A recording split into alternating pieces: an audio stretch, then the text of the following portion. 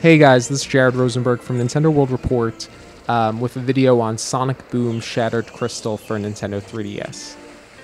I apologize, there's no new Sonic Boom footage in this video. This is all stuff we shot at E3.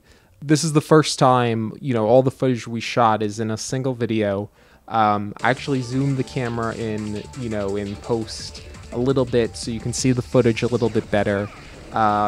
As well as I've added a few clips where the lead designer of the game, Matt Kramer, talks a little bit about the game to explain a few things. So enjoy the video.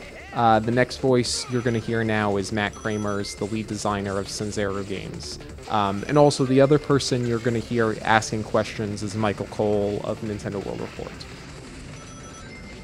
It is a, I'd say, more side-scrolling 2.5D gameplay, similar to like a Metroid or Castlevania style gameplay. We have 4 playable characters that you can switch between at any point, each with their own unique abilities. And exclusively just to the 3DS is sticks. We have 3 different styles of levels. One is the adventure levels, which promote a lot of exploration. So similar to like a Castlevania or Metroid style level design, when you start the game, you're only going to start with Sonic. But you're going to move through and you're going to see all these different things that you can't get to yet. And as the story progresses, you'll unlock other characters that'll unlock those areas.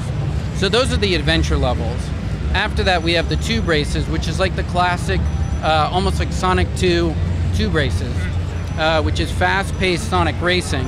And then we have rival races, which in the demo we're showing today, it's Sonic racing against sticks. I noticed that Tails doesn't fly like maybe you might expect. Can you describe maybe the decisions and some of the controls and how they might be a little different from you might think of if you're familiar with maybe Sonic 3 and Knuckles? So each of the characters, the control scheme is similar, but each character has their own unique abilities. For Tails in particular, he has the little, he can hover and glide, and then throughout the levels there'll be like these wind, gusts that go up, and you can use Tails to go into those gusts and get places that you couldn't get before. He also has some bombs that you can throw out, and those bombs are like, I don't know if you tried those or not, but they're sticky bombs, and you could throw them on the enemies and then blow them up. Also, in each of the stages, there is a secret submarine stage, which I think you got on film. Yes. And you could switch to Tails, and he'll pull out the submarine, and you could play through that. there are a lot of doodads to collect, I noticed. Can you explain some of them? And, for like the submarine level, I wasn't even sure what I was collecting, but maybe, can you give us a little more context there? Yeah, totally. In the final game, when you first collect them, it gives like a text message that explains it. But we're collecting blueprints throughout each of the stages, and when you have enough of those blueprints, you can bring them back to Tails' workshop, and you can build upgrades for the characters. I'm not talking about what those upgrades are, but they'll be permanent upgrades that the player gets from collecting all the blueprints. The shards that you collect, if you saw on the loading screen, there's like a gem that spins around. If you take those shards and you bring them to Stick's house, which was locked for the demo, you can give her these shards and it'll unlock some secret unlockables. Not talking about what they are, but we have a lot of cool little unlockable metagame things. Another thing is when you finish the stages on the map, you earn these badges. So if you just complete a stage, you'll get a badge. Now later in the game, there'll be a bottleneck where you can't move forward, and you need a certain number of these badges to unlock the next stage. So since you've unlocked new characters, you can go back to those old stages, get these badges for, like, let's say collecting all the blueprints in a level will earn you a badge, and then you can move forward.